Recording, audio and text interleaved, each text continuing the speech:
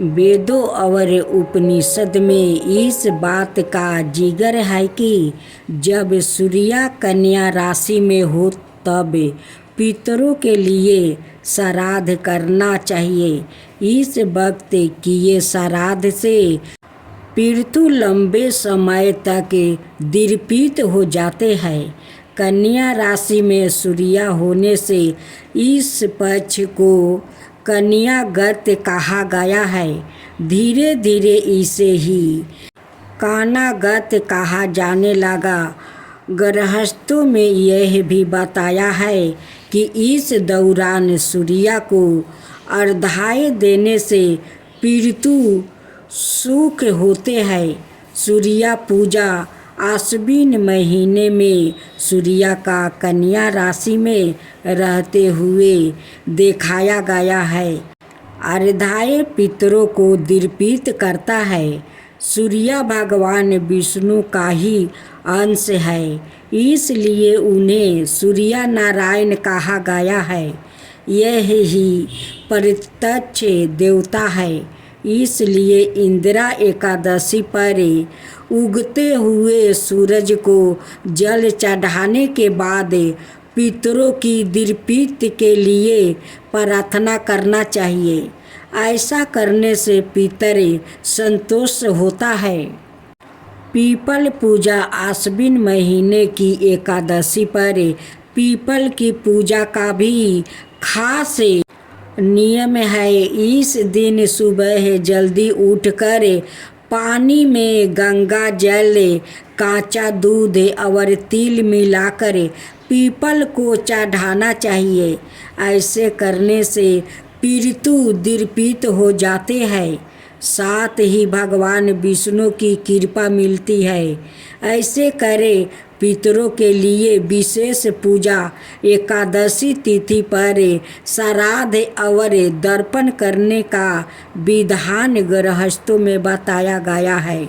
इसके लिए एक लोटे में जल भरे, जल में फूल और तिल मिलाकर इसके बाद यह जल पितरों को अर्पित करें।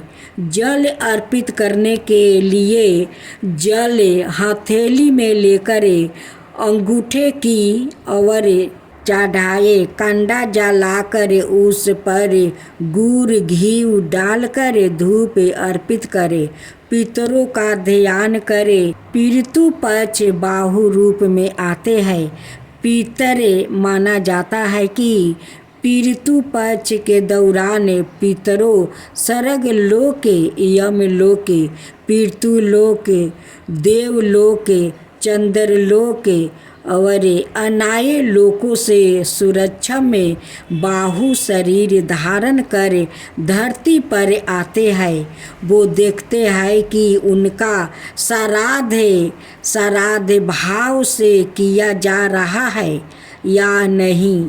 अच्छे कर्म दिखाने पर पितृ अपने वंशों पर कृपा करते हैं। श्राद्ध में पितरों के नाम से तर्पण, पूजा, ब्राह्मण भोजन और दान करना पुण्यकारी होता है। इसलिए पितरों को प्रसन्न करने के लिए तर्पण किया जाता है और इन दिनों में दान और ब्राह्मण भोजन भी कराया जाता है।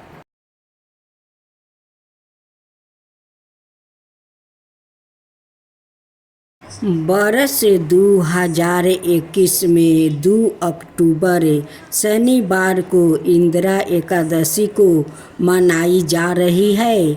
आश्विन मास के कृष्णा पक्ष में आने वाली इस एकादशी का व्रत करने से पितृ दोष दूर होता है और यह एकादशी पितरों को अधे गति से मुक्ति और मोक्ष दिलाने वाली मानी गई है। इस कथा को सुनने से मात्रा से ही वायुप यज्ञ का फल मिलता है। यहाँ पढ़े इंदिरा एकादशी व्रत की पौराणिक कथा। धर्मराज युधिष्ठिर के पूछने पर भगवान श्री कृष्ण ने इस कथा को बताया था। कथा प्राचीन काल में सतयुग के समय में महिषीमती नाम की एक नगरी में इंद्रसेन नाम का एक परितापी राजा धर्म पूर्वक अपनी प्रजा का पालन करते हुए शासन करता था। वो राजा पौत्र और धन आदि से संपन्न और विष्णु भगवान का परम भक्त था। एक दिन जब राजा सुख पूर्वक अपनी सभा में बैठा था तो आकाश मार्ग से महर्षि नारद उतर कर उसकी सभा में आए। राजा उन्हें देखते ही हाथ जोड़कर खड़ा हो गया और विधि पूर्वक आसन सुख से बैठकर मुनि ने राजा से पूछा कि हे राजन, आपके सातों अंग कुशल पूर्वक तो है, तुम्हारी वृद्धि धर्म में और तुम्हारा मन विष्णु भक्ति में तो रहता है। देव ऋषि नारद जी की ऐसी बातें सुनकर राजा ने कहा, हे महर्षि, आपकी कृपा से मेरे राज्य में सब कुशल है और मेरे यहाँ यज्ञ कर्मादि सूर्यकीर्ति हो रहे हैं।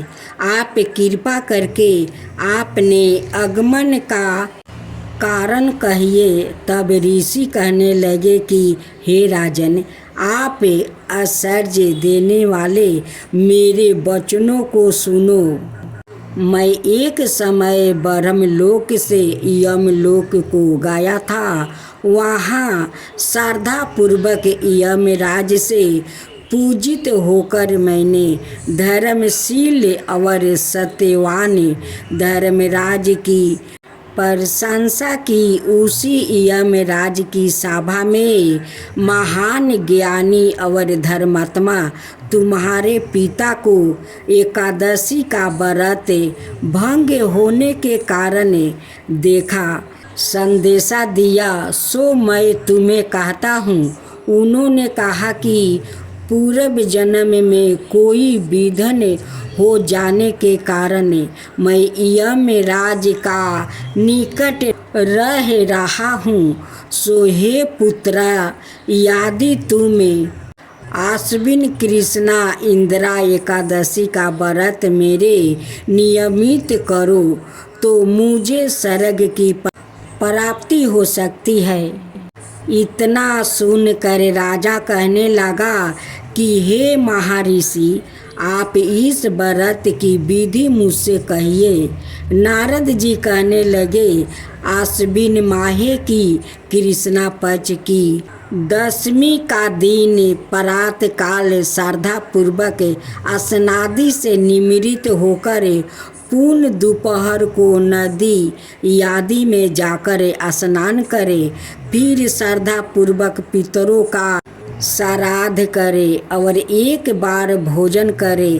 प्रात काल होने पर एकादशी के दिन दतवन आदि करके स्नान करे, फिर व्रत के नियमों को भक्ति पूर्वक ग्रहण करते हुए प्रतिज्ञा करे कि मैं आज संपूर्ण भोगों को त्याग कर निराहार एकादशी का व्रत करूँगा।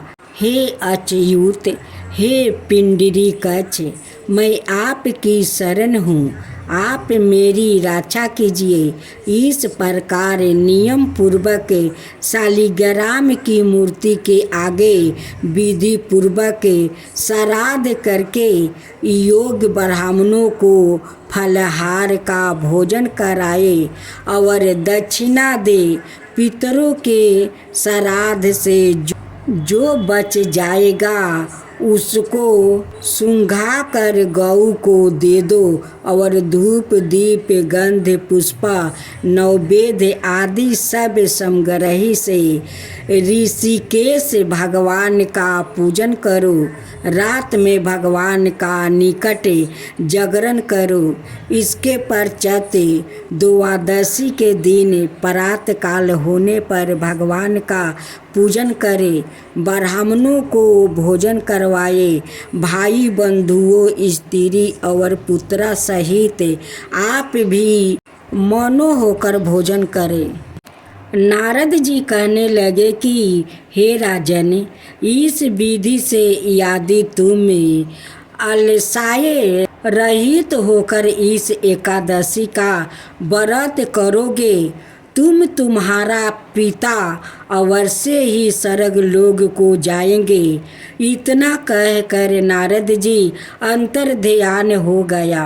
नारद जी के कथा अनुसार राजा द्वार अपने बंधुओं और दासों सहित व्रत करने से आकाश से पुष्पा वर्षा हुए और उस राजा का पिता गरुड़ पर चढ़कर विष्णु लोक को गया।